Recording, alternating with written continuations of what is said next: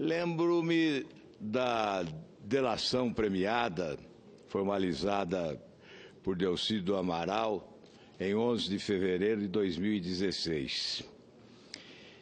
Ele relatava a forma com que o BNDES financiava empresas como Friboi, Marfrig, Bertin, entre tantas outras.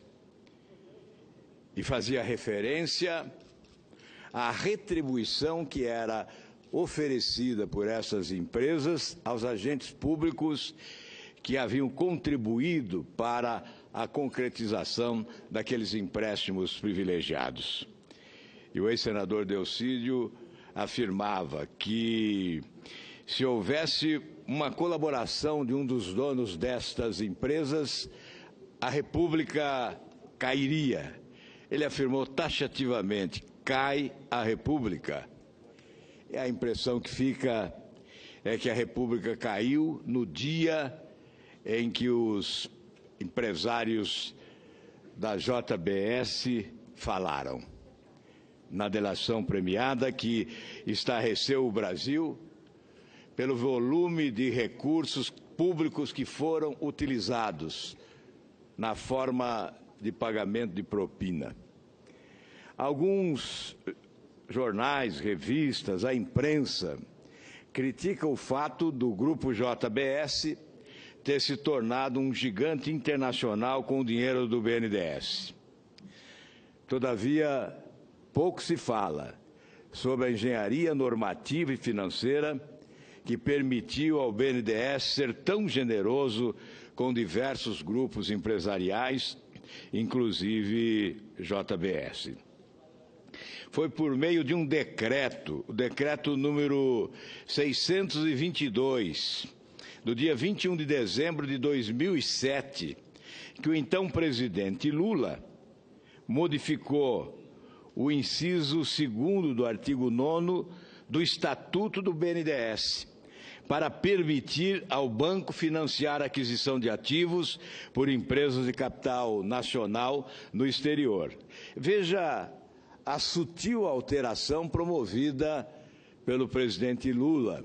E agora nós conhecemos as consequências desta alteração. O decreto é o de número 4.418 e que altera o artigo 9º do Estatuto do BNDES, quando coloca: o BNDES poderá também, no parágrafo 2º, financiar a aquisição de ativos e investimentos realizados por empresas de capital nacional no exterior, desde que contribuam para o desenvolvimento econômico e social do país. Contribuem com o desenvolvimento social e econômico de que país? Porque é evidente que quando a JBS, com recursos do BNDES, comprou frigorífico nos Estados Unidos, estava contribuindo para o desenvolvimento econômico e social dos Estados Unidos e não do Brasil. É evidente que o Brasil só perdeu. Após essa mudança no Estatuto Social do BNDES, o governo federal aprofundou o processo de endividamento da União para direcionar mais dinheiro ao BNDES. Vamos repetir números que, incansavelmente, eu já repeti aqui diversas vezes.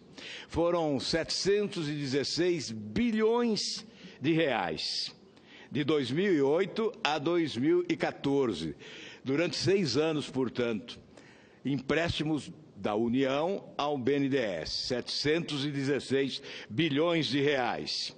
Do FAT, PIS, PASEP e FGTS, 243 bilhões. E o restante do Tesouro Nacional. Do Tesouro Nacional foram repassados, portanto, ao BNDES 473 bilhões, um absurdo inédito, jamais visto na história desse país. Cabe observar que o Tesouro Nacional não tinha esse dinheiro para repassar ao BNDES. Todos nós sabemos do aperto das contas públicas nos últimos anos. Portanto, esse dinheiro não estava disponível no caixa do Tesouro Nacional. O governo foi buscar esse dinheiro, emitindo títulos públicos, foi buscar esse dinheiro emprestado, pagando juros de mercado, juros taxa Selic, a 14,25%. Esse mesmo dinheiro foi repassado ao BNDES com juro igual a TJLP, que oscilou no período entre 5% e 6%. Portanto, o governo pagava o juro de 14,25%. Esses empresários que agora estão correndo da justiça, esses empresários pagavam ao BNDES um juro de 5% a 6%. E essa diferença, quem cobria essa diferença? Quem cobria essa diferença? Ora, você que está ouvindo esse discurso agora e que paga impostos. O contribuinte brasileiro subsidiou essas taxas de juros privilegiadas praticadas pelo governo brasileiro através do BNDES com os chamados campeões nacionais. E mais do que isso, com os países amigos de quem governava o Brasil. Cuba, Angola, Venezuela, Equador, enfim, países mais próximos ideologicamente daqueles que governavam o nosso país, com o benefício de recursos facilitados. Essa diferença paga pelo povo brasileiro alimentou algumas das ditaduras mais corruptas do universo. Alguns ditadores tiveram sobrevivência graças a esses recursos que saíram dos cofres dos trabalhadores brasileiros, especialmente, através do FAT, do PIS/PASEP, do FGTS. Recursos pertencentes aos trabalhadores brasileiros foram repassados para alimentar as ditaduras sanguinárias de outros países, alimentando também a corrupção internacional. As empresas que obtinham aqui os recursos realizavam obras, ou supostamente realizavam obras. Provavelmente, em alguns casos, as obras sequer foram realizadas e os recursos foram desviados. Até 2060, o povo brasileiro complementará a diferença entre essas taxas de juros aos empréstimos realizados pelo BNDES nestes anos, no valor de 184 bilhões de reais.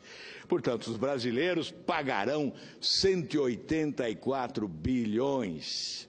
Subsídio para a diferença entre uma taxa de juro paga pelo governo e a taxa de juro oferecida pelo governo aos empresários beneficiados nesse esquema de corrupção.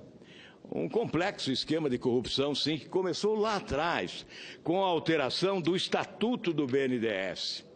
A corrupção foi planejada. Ela não ocorreu por acaso.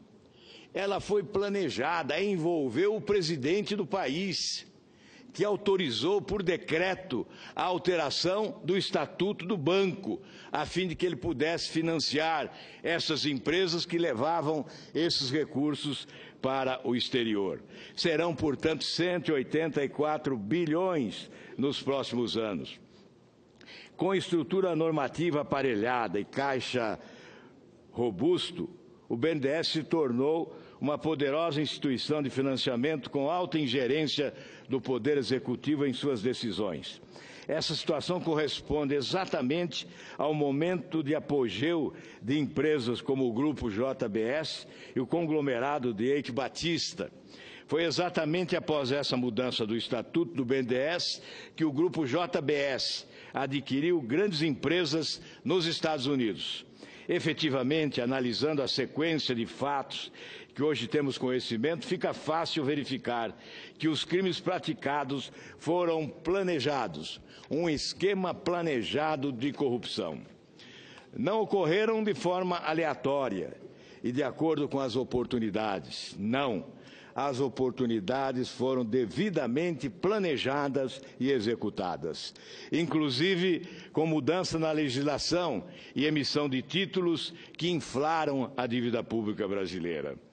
Este esquema de corrupção é, portanto, um dos principais responsáveis pela monumental dívida pública desse país, que asfixia as finanças públicas, impedindo investimentos fundamentais em setores essenciais para a população brasileira. Significativa parcela do pífio movimento da economia entre 2008 e 2014 ocorreu devido ao forte endividamento da União. Dívida essa que hoje estrangula o orçamento da União e que os brasileiros levarão décadas para pagar. Para concluir, senhor presidente, agradecendo a generosidade do tempo oferecido, a consequência mais dramática desse esquema planejado de corrupção é, sem dúvida, esta dívida pública monumental, porque ela já consome a metade do orçamento da União no pagamento de juros e encargos desta dívida. Portanto, não há como não afirmar: a corrupção castiga o povo brasileiro, não só diretamente, como indiretamente, porque ao acumular a dívida que acumulou durante muitos anos, estará sacrificando o povo brasileiro, que poderia ter outras oportunidades de vida melhor.